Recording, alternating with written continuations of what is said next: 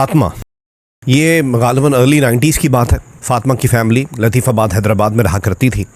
फातिमा की MBBS की तालीम तकरीबन मुकम्मल होने वाली थी। फातिमा की एक छोटी बहन और फातिमा का एक भाई भी था।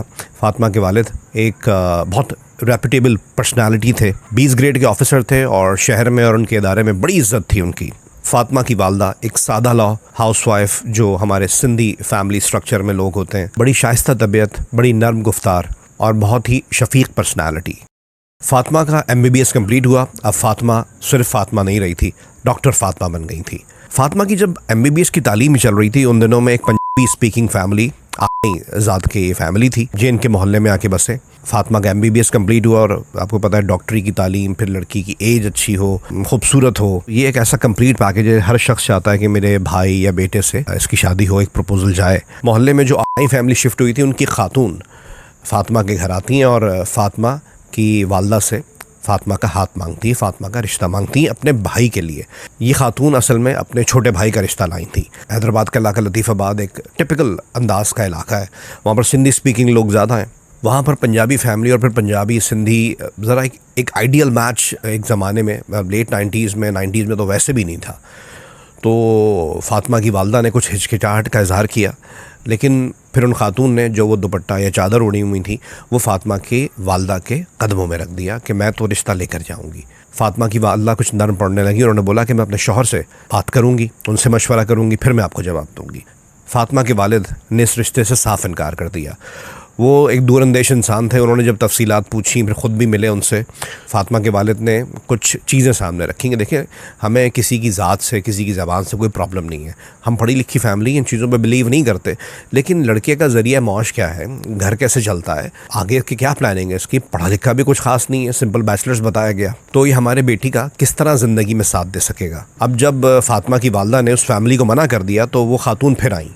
इस बार एक नया पैकेज उनके पास था। वो कहती हैं, जिस घर में हम रह रहे हैं, ये घर आप कहेंगी तो शादी के बाद फातिमा के नाम कर देंगे। दूसरी बात, हमारी तो बड़ी ज़मीन है, हमारे सूबे में, हम जहाँ से आए हैं, हम जहाँ से शिफ्ट हुए हैं, वहाँ पे हमारी बड़ी ज़रूरी ज़मीन है। तो मेरे भाई को, मेरे बच्चों की तरह है वो, उसको किसी किस्म की नौकरी की ज़रूरत ही नहीं है, हमारा गुजारा माशाल्लाह बहुत अच्छा होता है, और ये और वो। खैर 2-3 मुलाकातों में उन्होंने कायल कर लिया और फातिमा का रिश्ता वहाँ तय हो गया। शादी हो गई और शादी की रात में एक अजीब वाक़या पेश आता है। डॉक्टर फातिमा के शौहर ने ये कहा कि तुम्हें जो सोना हमारी तरफ से मिला है ना, वो मुझे एक तरफ पैक करके रख देना, सुबह मैंने वापस करना है, क्योंकि हमने इसकी अदायगी पूरी नहीं की है। जब हम अदा कर देंगे बाकी पैसे तो फिर हम दोबारा ले लेंगे। फातिमा ज़ाहिर बात है पढ़ी लिखी लड़की, और जब जिसका वालिद 20 ग्रेड का ऑफिसर हो, तो एक आसूदा माहौल में ज़िंदगी उन्होंने गुजारी थी। मतलब अच्छे खाते पीते लोग थे, उसके लिए चीज़ें मैटर नहीं करती थी। उसने बोला सही है, आप लोगों ने चढ़ाया है, ये आप लोगों की चीज़ है। मतलब वालिद साहब का अगर मांगती फातिमा से, कि फातिमा से अगर वो ये कहता कि अपने वालिद साहब का जो दिया हुआ है, तो उसमें भी शायद वो हेजिटेट नहीं करती, लेकिन उसकी एक इमोशनल अटैचमेंट होती कि मेरे वालिदैन ने दिया है, तो शायद उसमें थोड़ा वो सवाल करती।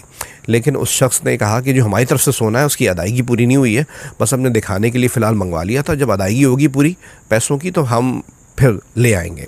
फातिमा ने जी वो सोना दे दिया और अगले दिन वो शख्स सोना ले जाके उसने जिस ज्वेलर शॉप से लिया था उसको वापस कर दिया। कॉल फातिमा के वो सोना कभी मैंने ज़िंदगी में दोबारा नहीं देखा। और शादी के अगले ही दिन दोपहर में डॉक्टर फातिमा के शौहर ने कहा, जो ये सलामी की रकम है, जितने लिफाफे हैं, ये जमा करो, उसको काउंट करो और मुझे पैसों दो, मुझे पैसों की ज़रूरत है। तो फातिमा ने बोला अच्छा पैसों की ज़रूरत है, सही है, दे देते हैं। फातिमा ने काउंट किए, जिसकी तरफ से जो पैसा मिला था, चाहे इनकी तरफ से थे या हमारी तरफ से थे, जो भी पैसे थे मैंने काउंट करके इनके हवाले कर दिया।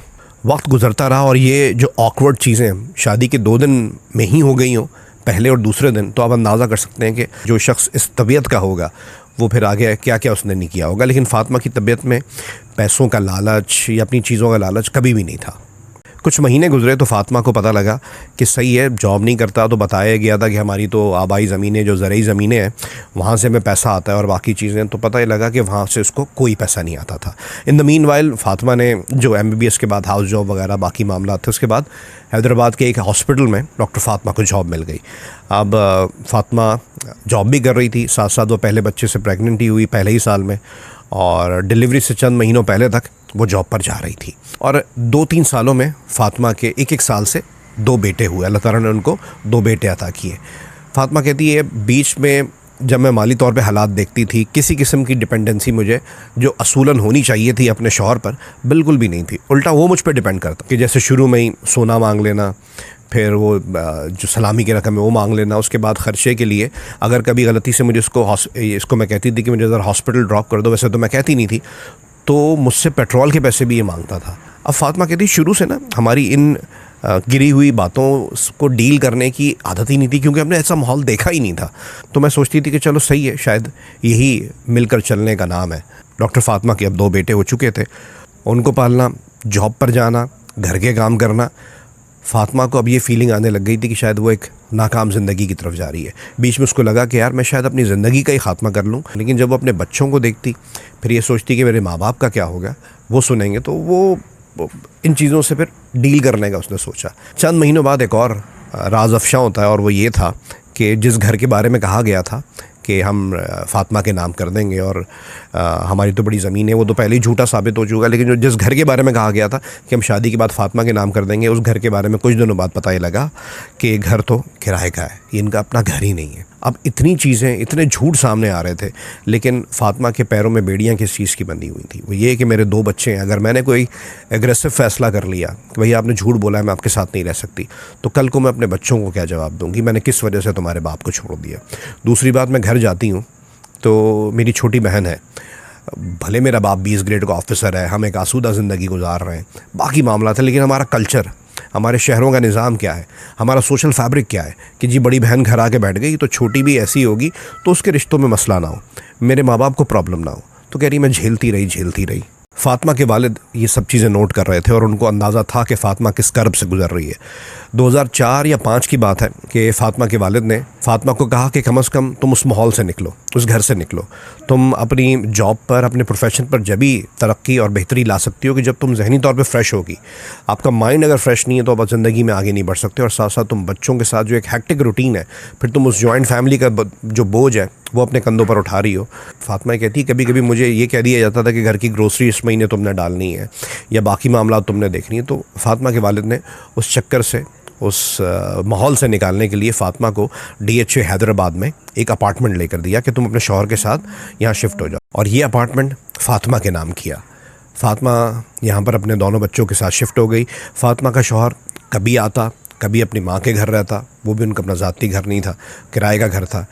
फ़ातिमा अभी उस तरफ नहीं जा रही थी कि मैं क़ता ताल्लुक़ कर लूँ या मैं किसी भी तरीके से यहाँ सेपरेशन की कंडीशन में आ जाऊँ कि मैं यहाँ रह रही हूँ तो अपने बाकी मामला सीधे करो तो हमारे साथ आना। वो किसी भी किस्म की कंडीशन नहीं रखना चाहती थी। वो अभी तक ताउन कर रही थी, जो हमारे यहाँ 95% ख़वातीन करती हैं। DHA हैदराबाद वाले अपार्टमेंट में थोड़ा उसको सुकून यूँ तो मिला कि वो उस टॉक्सिक माहौल से निकल आई थी जो उसके इन लॉस का था। बाकी मामला जो उसको देखने पड़ते थे कम से कम उससे तो बरी ज़िम्मा हुई। लेकिन इस अपार्टमेंट के बिल्स, बाकी मामला होते हैं घर वाले अपना, वो भी इसको भरने होते थे। फिर अपने बच्चों का ख्याल रखना, बच्चों को स्कूल छोड़ना, वहाँ से फिर हॉस्पिटल जाना, शाम में दोपहर में फिर अपने बच्चों को स्कूल से पिक करना, अपने पास थोड़ी देर के लिए हॉस्पिटल में रखना, फिर घर आना और फिर घर आके सारी चीज़ों को देखना। निकल आया उस टॉक्सिक माहौल से, लेकिन फिर भी इंसान फील करता है ये नॉर्मल लाइफ नहीं है।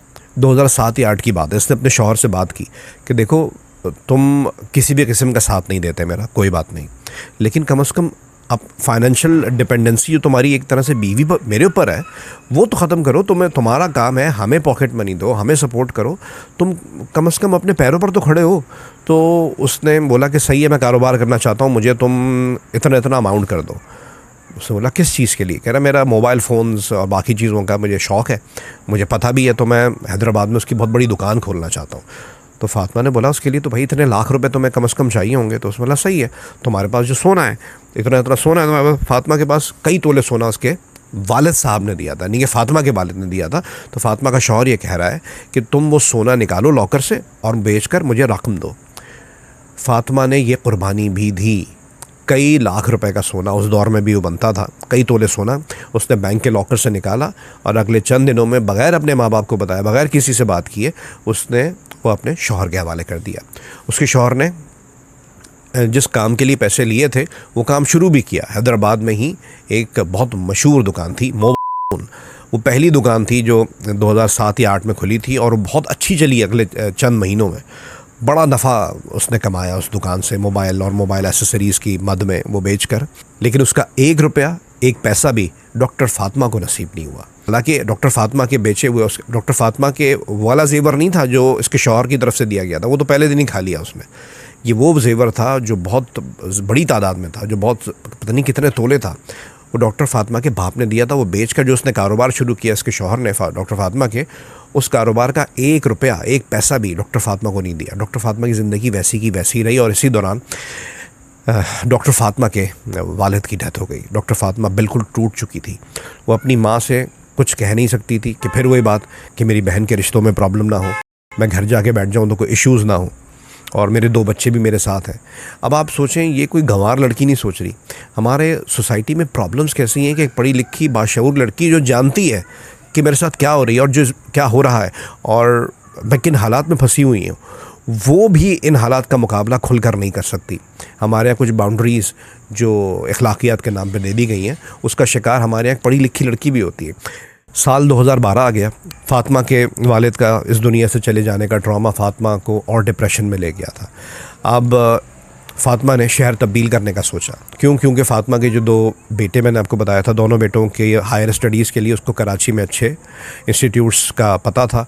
वो कराची के इलाके क्लिफ्टन में साल 2012 या 13 था शिफ्ट हो गई, और DHA हैदराबाद वाला जो अपार्टमेंट था उसने वो अपने शौहर के हवाले किया कि देखो ये चाबियाँ हैं, ये अपार्टमेंट है, तुमने यहाँ रहना है या हमारे साथ कराची चलना है, तुम्हारा फैसला है। तो उसने बोला नहीं, मैं यहीं रहूँगा और मुझे इस अपार्टमेंट की भी ज़रूरत नहीं है। उसने बोला सही है, तुम अपार्टमेंट की चाबियाँ रखो और ये तुम्हारी कस्टडी में है, तुम अपनी माँ के रहना चाहो यहाँ रहना चाहो, ये तुम्हारा ऑप्शन है। हमारे साथ कराची आना आ जाओ, लेकिन मुझे अपने बच्चों की हायर स्टडीज़ के लिए अब कराची जाना ज़रूरी है। मैं ऐसे इनका फ्यूचर देख रही हूँ और मुझे वहाँ पे एक बड़े हॉस्पिटल में जॉब भी मिल गई है। फातिमा कराची शिफ्ट हुई और अपने बच्चों का एडमिशन जिन कॉलेजेस में उसने सोचा था वहाँ करवाया। ज़िंदगी बेहतर चल रही थी। फातिमा कभी हैदराबाद का चक्कर लगा लिया करती और कभी फातिमा का शौहर इनके घर आ जाया करता कराची, लेकिन उसका अंदाज़ वही कि 1 रुपये का भी 1 पैसे का भी वो ताउन नहीं करता था। उल्टा कभी कभी आकर वो फातिमा से ही कुछ पैसे लेके जी मुझे ज़रूरत है चला जाया करता था। लेकिन वही बात कि हमारी सोसाइटी के कुछ मज़ालिम नॉर्म्स बन गए,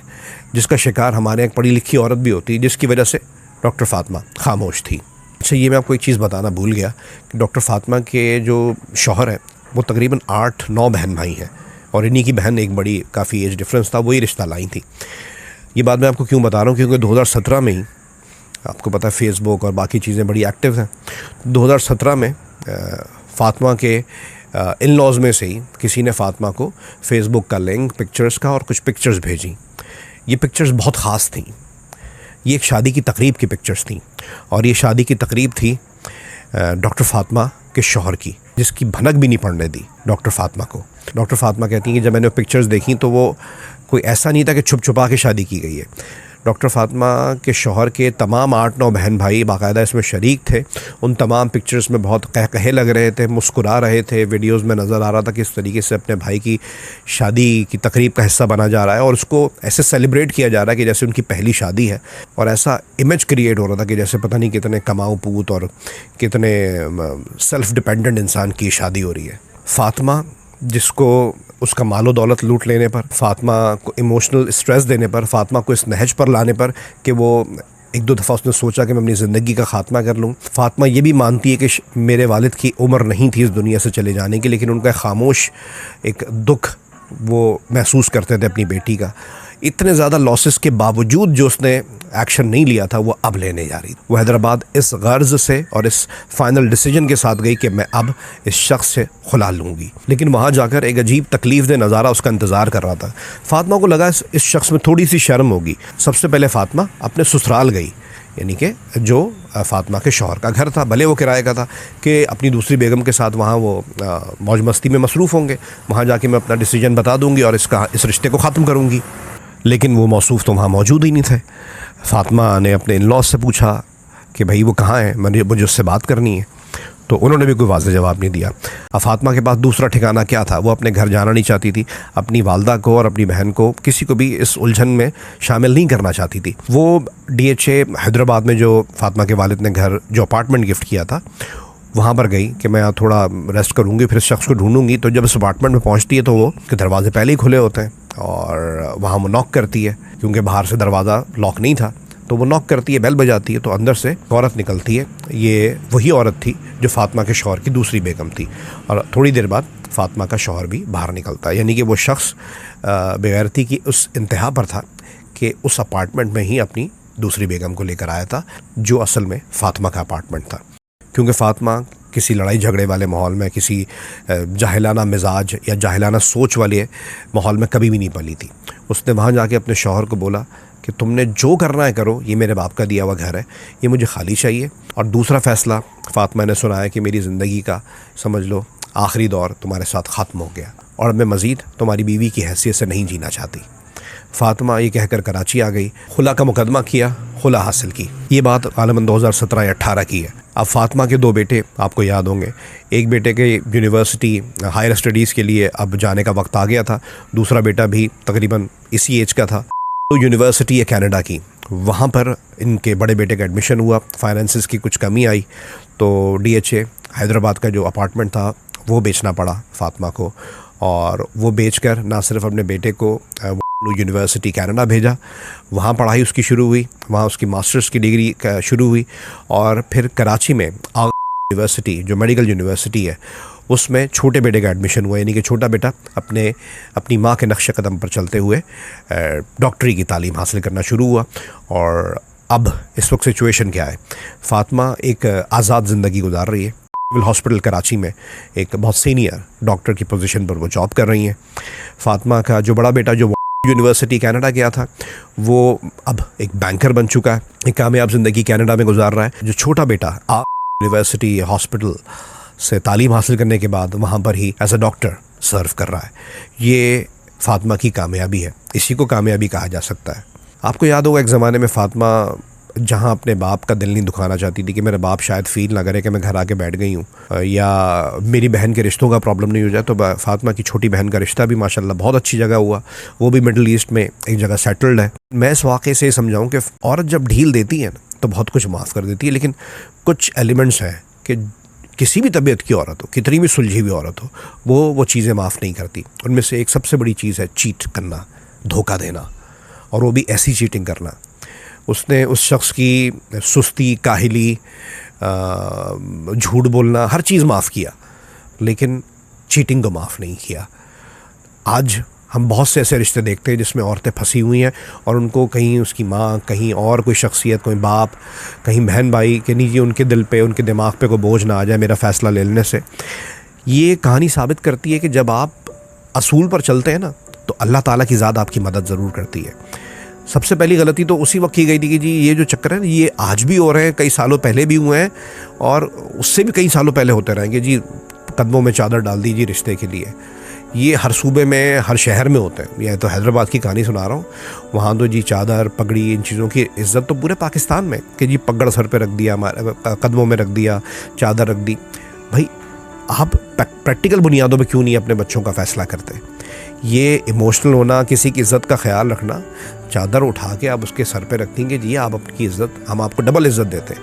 लेकिन इन सवालों का जवाब दें, हमने बेटी पाली है, कोई मजाक थोड़ी है, हम आपसे कुछ नहीं मांगते, लेकिन उसका ज़रिया मुआश तो पूछते, या उन्होंने जो कहा था उसको कम से कम इन्वेस्टिगेट तो करते, कम से कम टैली तो करते कि जो वो कह रहे हैं कि ऐसा मौजूद है ऑन ग्राउंड। और उसके बाद कुछ लड़के और लड़कियां होते हैं, उनके माफ़ कर देने की जो टेंडेंसी होती है ना वो बहुत हाई होती है। वो जिस थ्रेशोल्ड तक जाते हैं ना वो आम इंसान सोच ही नहीं सकता। मतलब किसी के अगर थोड़े बहुत भी पैसे खा लो ना, मैं भी सोचता हूँ मेरे को थोड़े बहुत पैसे खा ले तो मेरी रातों की नींद उड़ जाए, लेकिन कुछ लोग वाकई में इतने साईं लोग होते हैं, अल्लाह ताला ने उनको इतना बड़ा दिल दिया होता है कि वो इन चीज़ों के बारे में सोचते भी नहीं है, लेकिन उनके लिए रवैया और झूठ बहुत मैटर करता है। और उसी चीज़ को बर्दाश्त नहीं किया डॉक्टर फातिमा ने। आज वो मैं कहूँगा इससे कामयाब ज़िंदगी नहीं हो सकती कि आपके बहन भाई, माशाल्लाह उसकी बहन भी अच्छी सेटल्ड है शादी के बाद, दोनों बच्चे, एक कनाडा में घर है, एक कराची में है, वो ख़ुद भी एक डॉक्टर है और एक अच्छी ज़िंदगी गुजार रही है। लेकिन एक बहुत बड़ा खला जो रह गया वो ये कि आपको इस एज में एक लाइफ पार्टनर चाहिए होता है, वो अनफॉर्चुनेटली नहीं मिल सका और डॉक्टर फातिमा ने दोबारा शादी भी नहीं की। ये एक छोटी सी कहानी थी, एक छोटा सा ज़िंदगी का तजर्बा था जो डॉक्टर फातिमा ने बहुत एतमाद करके मुझसे शेयर किया। और मैं कहता हूँ ऐसी निडर ख़वातीन और मर्द मेरे लोग प्लेटफॉर्म की जान है, वो सुतून है। मैं कुछ भी नहीं हूँ, मेरी ज़ात कुछ भी नहीं है, ये लोग हैं असल में हीरोज़। जिनकी वजह से मैं आप तक ये पैगामात पहुंचा पाता हूं। फिर भी इस पैगाम को पहुंचाने में, इस वाक़े को सुनाने में अगर कोई कोताही हो गई हो तो मैं उस कोताही, उस लफ्ज़, उस जुमले की आपसे तहे दिल से माज़रत करता हूँ। बहुत शुक्रिया। अगर आपके पास इस तरह की कोई स्टोरी मौजूद है, कोई वाक़या जो किसी की ज़िंदगी बचा सकता है और कोई उस वाक़े के तजुर्बे से अपनी ज़िंदगी का 1 मिनट भी बचा सकता है, तो ज़रूर मेरे दिए हुए नंबर पर शेयर कीजिएगा, मैं उसको पब्लिश करूँगा। बहुत शुक्रिया।